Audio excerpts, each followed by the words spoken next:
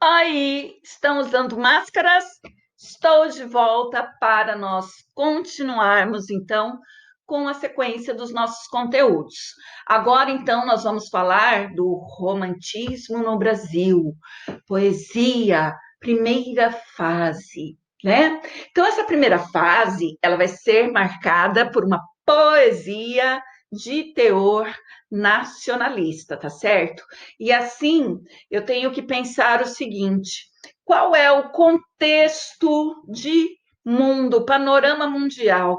Nós estamos num período de transição, 1808, 1836. Nesse momento, lá na Europa, as guerras napoleônicas. Napoleão está cercando todo mundo, só falta a Inglaterra se render, né? Porque ele queria a Inglaterra, porque ele queria. Mas o que acontece? A Inglaterra, nesse cerco que ela sofre, ela, como Portugal, tem uma relação de débito com ela, né? Está lá pagando os seus empréstimos. Então, a Inglaterra não está nem preocupada com o Napoleão, não está nem somando para ele. Então, nesse sentido, o Napoleão ele entendeu que ele precisava cortar, né, a relação de abastecimento que Portugal vinha provendo para a Inglaterra. E aí, então, ele ameaça, né, Portugal e fala: o negócio é o seguinte, se vocês continuarem a favorecer, então, né, a Inglaterra, eu vou ter que invadir vocês. Aí os portugueses, eles estavam em débito com a Inglaterra. Então, eles não podiam dar um calote comercial. O que, que eles fizeram? Arrumaram suas malinhas, mandaram o recado: escuta, eu quero as melhores casas separadas para o rei, com a sua corte. Gente, foi um bafafá. Então, em 1808, Dom João VI ele desembarca aqui, né, no Brasil. Então, de 1808 a 1821, gente, o Brasil sofreu um boom, né? Abertura dos portos, imprensa, jardim botânico, museu, teatro. O Rio de Janeiro ganhou uma outra feição. E ao ganhar essa outra feição, o que, que acontece? Com a presença da corte aqui, o Brasil ele acaba levando vantagem em relação a Portugal, ele acaba se modernizando. Aí nós temos, né, independência, abdicação de Dom Pedro I, ele tem que acabar, né, indo para Portugal, porque Portugal está passando por crise, os liberais versus os monarquistas, aí entra o período das regências. Bom, e qual que é o panorama de mundo para o romantismo em si? Né? Então, o que, que a gente fala? Entre 1836 e 1881, as relações agora estão bem definidas: burguesia e proletariado. Né? Nós temos o liberalismo burguês versus o socialismo utópico. O socialismo era, até então, uma especulação de intelectuais. Ele não constituía ainda uma ciência, né? Então, em seguida, nós passamos pelo quê? Nós entramos no Brasil, que é, né, nossa literatura romântica vai de 1836 a 1881, e aí qual é o cenário? Regências, Segundo Império, maioridade de Dom Pedro, Guerra do Paraguai, lutas abolicionistas e uma outra coisinha que se chama a organização do exército. Então, agora, os pais, eles querem que os filhos ou sejam médicos, ou sejam advogados, ou entrem para a igreja para, né, fazer carreira, ou então entre para o exército. Então, agora entra, né, o exército na configuração da nossa brasilidade. Bom, então, se nós vamos falar de uma literatura nacional, a nossa primeira geração, nada mais nacional, nada mais nosso que o nosso primeiro habitante, os nossos índios. Né? Então, os índios, a interação com a natureza, a paisagem, a beleza exuberante do nosso Brasil vão ser os temas tratados pelo nosso movimento da primeira fase. Então, aqui nós temos Ser bom literariamente significava ser brasileiro. Ser brasileiro significava incluir nas obras o que havia de específico no país, notadamente a paisagem e o aborígene. Então, isso aí. Ai, deixa eu sentar direito aqui. Nisso daí, nós temos, então, né, o Antônio Cândido, um dos críticos e sociólogos brasileiros de maior respeitabilidade, né, falando sobre a relação da literatura com o nosso índio. Beleza. Então, quais são as características gerais, tá? Não necessariamente da primeira fase, gerais. Então, predomínio da emoção, egocentrismo, subjetivismo, espiritualismo, nacionalismo, maior liberdade formal. Eu não sou obrigado a escrever soneto, eu não sou obrigado a nada. Eles querem uma liberdade das formas, eles querem uma linguagem mais simples, né? Eles querem, então, que a língua portuguesa ela seja ajustada para esse novo momento, que tenha as características daquilo que nós falamos, não daquilo que está na gramática. Houve até por parte de alguns autores a proposta de se escrever uma gramática da língua brasileira, e até de se falar língua brasileira e não língua portuguesa, porque a língua portuguesa pertence a Portugal. A língua portuguesa que nós falamos aqui, ela já ganhou uma outra, né, adequação à nossa realidade cultural, social, política, econômica. Então, é característica geral do romantismo, e isso serve para as três fases. Excesso de comparação, um monte de metáfora, adjetivação gigante. Por quê? Porque essas estruturas, comparação, metáfora e um uso de adjetivação maciça, serve para quê? Para dar vazão à fantasia, à idealização. O romantismo, como ele se pretendia mais popular, mais próximo do povo, ele adota então as redondilhas. Lembra as redondilhas lá da literatura medieval, do trovadorismo? O que é redondilha? Redondilha é um verso, né, de 5 sílabas, se ele for menor, ou de 7 sílabas, se ele for uma redondilha maior. Há uma outra característica, o apego à cultura popular, causos, lendas, tá? Tudo isso é muito interessante. Natureza que interage com o meu lírico. Se eu estou deprimida, lá fora o mundo está caindo, está chovendo, relâmpagos e trovões. Se eu estou feliz, se eu estou amando e sou amada, eu abro a janela e eu vejo um céu azul, eu sinto o perfume das flores, eu vejo as borboletas e os passarinhos cantando harmoniosamente. A natureza, ela é uma extensão do indivíduo, ela interage com os estados de espírito do indivíduo. É um momento em que o grotesco e o sublime se complementam, e aí a gente pensa na literatura romântica francesa, no Corcunda de Notre Dame. Por quê? Né? Então a gente resgata o grotesco e o sublime como né? Como um completando o outro, grotesco e sublime. Pensem nisso. Depois nós temos o cristianismo. O romantismo, ele volta-se, então, já que eu tenho essa volta para os valores ancestrais, medievais, o cristianismo é uma matriz nossa, né? Uma matriz espiritual.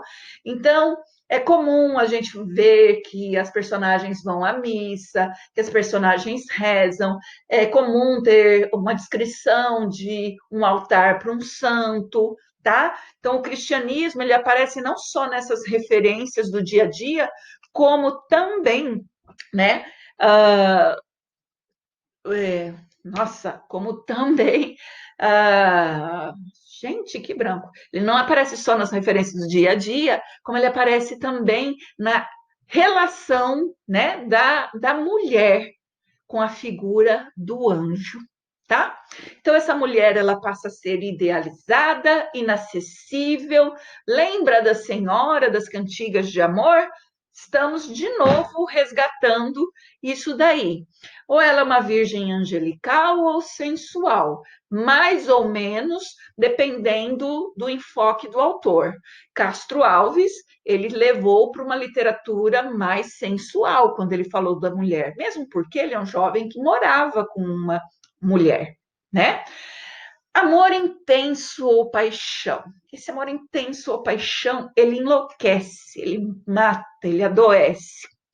Gosto pela noite, pelo mistério. Gente, a noite é a companheira, né? A lua é a testemunha. Então, a gente tem também a questão da intuição e da imaginação, tá certo? Muito presentes. Uma outra característica, desenvolvimento do romance e do teatro nacional, o nacionalismo ufanista, o Brasil é o lugar mais lindo, tudo do Brasil é melhor, é mais linda, mais bonita, mais gostoso, é mais cheiroso, tá? Exaltação da natureza, do nosso índio. Na Europa, lembra lá do autor que voltou-se para o passado medieval, em Eurico, o presbítero? Aqui a gente não tem passado medieval, mas a gente tem índio, né? Então, esse medievalismo, ele pode aparecer, no caso da presença do índio na nossa literatura, como uma referência de um herói com os mesmos valores de um herói medieval, nobreza de caráter, fidelidade, honestidade, tá ok? Depois, subjetivismo. Subjetivismo vem do eu, como eu penso, como eu me comporto, como eu acredito, né? Egocentrismo, ego, pessoa que se vira para si, está pouco se lixando, ela não está preocupada com o que as outras estão pensando, ela está em conflito e para ela só interessa o que ela está passando, tá? O que mais? O mistério, o pessimismo, a morte são características marcantes do mal do século, que é a segunda geração que nós vamos trabalhar daqui a pouco. E na terceira geração, a poesia social libertária, que é a poesia que se casa com o quê? Com os movimentos abolicionistas, com os movimentos republicanos, tá? Então, a nossa galera aí é do agito. Aqui eu coloquei uma lâmina distribuindo, né, quem são os artistas de cada geração, como eles se organizam. Então, o romantismo na lírica, né? Na poesia lírica, na poesia que fala dos sentimentos. Gonçalves Dias, Gonçalves de Magalhães, Álvares de Azevedo, Casimiro de Abreu, Fagundes Varela, Junqueira Freire, Castro Alves e Souza Andrade. Na épica, que fala dos heróis, Gonçalves Dias e Gonçalves de Magalhães, só tem esses dois. No romance, José de Alencar, Manuel Antônio de Almeida, Joaquim Manuel de Macedo, Bernardo Guimarães, Escravizaura, Visconde de Toné, Inocência Franklin Távora, né? O Cabeleira. No conto, Álvares de Azevedo, o príncipe dos contos góticos. No teatro, Martins Pena, José de Alencar, Gonçalves de Magalhães, Gonçalves Dias e Álvares de Azevedo. Falou? Então, aqui, nós vamos falar de dois mocinhos desse período. Gonçalves de Magalhães, também conhecido como Visconde do Araguaia, ele foi um dos grandes intelectuais desse século, tá? Domingos José Gonçalves de Magalhães, né? Nascido no Rio de Janeiro, ele foi, então, o cara que lançou Suspiros Poéticos e Saudades. Embora essa obra não represente fielmente os valores da obra romântica, ela é considerada um marco do romantismo brasileiro em 1836. Tudo bem? Tá? Então, Suspiros Poéticos e Saudades de Gonçalves de Magalhães marca o início da nossa literatura. O cara era muito culto, formado em medicina, exerceu cargos no Rio Grande do Sul, no Maranhão. Contudo, ele acabou ingressando na carreira diplomática. Diplomata já viu, né? Viaja. Passou por diversos cargos, tá? Pela Europa, foi cônsul em Viena, serviu em Paris. Lá em Paris, ele se junta com Araújo Porto Alegre, Torres Homem, e escreve então uma revista chamada Niterói. E nessa revista chamada Niterói, ele publica aquilo que seria assim um manifesto do romantismo, ou seja, junto com esses autores, eles pensaram o que seria o romantismo para o Brasil. Né? Ele tinha contato, né, com autores lá da Europa, do mundo, mas ele estava pensando o romantismo para o Brasil. Então, a proposta era essa, né? E escreveu, entre outras coisas, um discurso sobre a história da literatura do Brasil. Gente, naquela época o cara já estava compilando a nossa literatura. Será que ele manja, né? Então, uma outra situação. Nesse mesmo ano que ele publica Suspiros Poéticos e Saudades, 1836, ele volta para o Brasil, aí vai dar aula de filosofia naquele colégio famosíssimo do Rio de Janeiro, Pedro II, tá? Depois disso, então, ele vai se dedicar ao drama. O que é o gênero dramático? As peças, né? Então, ele escreveu Antônio José, ou O Poeta e a Inquisição, que é um resgate da história de uma personagem histórica que sofreu na Inquisição. Vale super a pena vocês se informarem a respeito. Então, o que mais? Tragédia, né? Deste Desventurado e Ougiato. Bom, temos também. Ele escreveu uma obra que despertou uma polêmica gigante, capitaneada pelo amiguinho de época, José de Alencar. O que aconteceu? Né? O poema, ele era um poema épico, só que era um poema épico com características clássicas, classicistas. Lembra? Soneto, tá. Pois bem, José de Alencar, né, que também era um outro assim, né, estudiosinho, foi lá e meteu o pau, disse que aquilo não representava os ideais do romantismo. Aí o Gonçalves nem somou, né? Aí ele publicou ainda outros livros, tá? E no final de vida ele acaba se dedicando mais à literatura, à, à literatura não, perdão, à filosofia, né? Então ele começa a fazer reflexões sobre a literatura, o papel da literatura, e depois ele entra de uma vez, né? É, nessa abordagem filosófica. Como era um cara muito bem relacionado, ele acaba falecendo em Roma, num cargo assim de, nossa, tudo de melhor. Ele era ministro, plenipotenciário, pleno, potência, poderes do Brasil junto à Santa Sé. Junto ao quê? A Roma, né? Depois, temos aqui o menino Gonçalves Dias, que é o outro tchutchuco do período. Gonçalves Dias, por isso que eu gosto de fazer essa volta, né? Essa abordagem um pouquinho da biografia deles. Porque algumas coisas ajudam com que nós percebamos alguns detalhes da produção dessas obras. Então, o Gonçalves Dias, filho de uma cafusa, né, descendente de negro e índio, de um português. Ele era o típico miscigenado, né?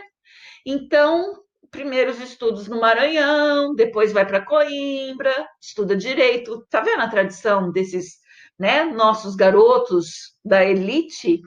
Então ele volta ao Brasil, e quando ele volta ao Brasil, ele já volta com praticamente toda a obra dele na bagagem, tá? Então ele vai para o Rio de Janeiro. O engraçado é isso: esses meninos moram no norte, no nordeste, no sul, mas eles querem todos ir para o Rio de Janeiro, né? Porque era o centro cultural, político. Então ele publicou primeiros cantos em 1846, depois segundos cantos, Cestilhas do Frei Antão, Últimos Cantos e Os Timbiras, que é uma obra inacabada. Como ele era uma outra pessoa culta, estudada, né? ele viajou muito pela Amazônia e fez coletas de muitas histórias do vocabulário. Chegou a um ponto que ele se deu ao luxo de escrever um dicionário de tupi. Acredita? É mole o que mais. Bom, então, embora a gente tenha lá o Gonçalves de Magalhães, com Suspiros Poéticos e Saudades, em 1836, que é o cara que é considerado o introdutor do romantismo no Brasil, quem consolida o romantismo é o Gonçalves Dias. É ele quem solidifica essa poesia na nossa literatura. Então, a obra do Gonçalves Dias, ela pode ser considerada a realização de um processo, tá, de construção da identidade do povo brasileiro, da cultura brasileira, tá certo? Então, entre outras características, ele capta a sensibilidade e sentimentos do nosso povo. Ele criou uma poesia voltada para o índio e para a natureza brasileira, sempre usando uma linguagem simples, acessível. Não é porque ele era um nobre, um cara muito culto que ele escrevia difícil. Então, os versos dele, como famoso, né, da canção, como os versos da Canção do Exílio, super famosos, são muito melódicos, exploram muitas métricas e rimas, ritmos variados, né?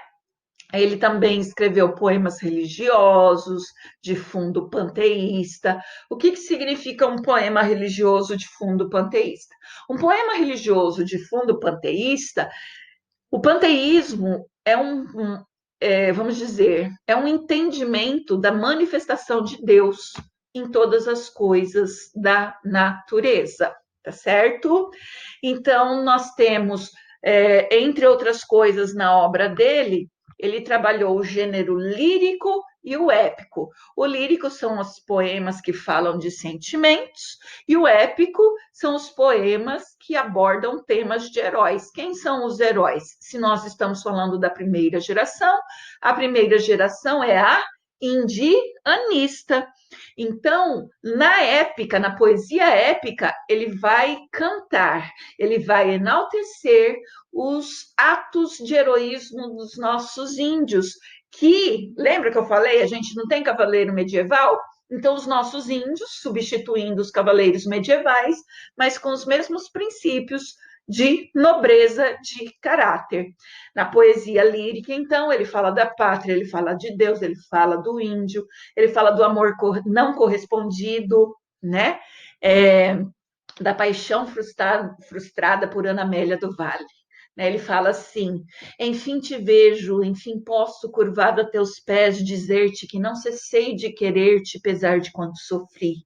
Muito pensei, cruas ânsias dos teus olhos afastado, houveram-me acabrunhado a não lembrar-me de ti. Louco, aflito, a saciar-me, de agravar minha ferida, tomou-me tédio da vida, passos de morte senti. Mas quase no passo extremo, no último arcar da esperança, quis viver mais e vivi. Então, tá aí uma característicazinha, né, do romantismo romântico. E da épica, nós temos o Ijuca Pirama e os Timbiras. O Ijuca Pirama, ele é considerado a coisa mais perfeita do poema épico indianista, tá certo? Já os Timbiras não foi acabado. Então, qual que é a história do Ijuca Pirama? Conta a história de um índio tupi que ele foi feito prisioneiro por uma nação inimiga, os Timbiras. Então, existe um drama aí. Por quê? Nós temos sentimentos contraditórios. Porque o Ijuca Pirama, né, o nosso índio que foi feito prisioneiro, ele, por um lado, ele deseja defender sua honra, lutar até a morte, né, dele ou do desafiante, mas ele também ele deseja viver para cuidar do paizinho dele, doente, cego, né, e perdido lá na floresta. Então, assim, esse é um dos poemas mais babebibobu de lindos que a gente vai a encontrar aí. Então, é, ele chora quando ele é feito prisioneiro, né? E porque ele conta a história dele. Ele pede para, né, para os índios que o prenderam deixar que ele volte para o pai dele, cuide do pai dele até a morte, que já estava próxima, era questão de pouco tempo. E ele jurou que depois, como um guerreiro valoroso, ele viria a ter ali e levava, né, o desafio adiante. Só que nisso, enquanto ele narra a história dele, falando de tudo que o povo dele passou, que a nação dele foi dizimada, etc., ele chora. E quando ele chora, já viu, né? Índio vai comer carne de homem chorão? Não, né? Porque senão eu vou, eu posso passar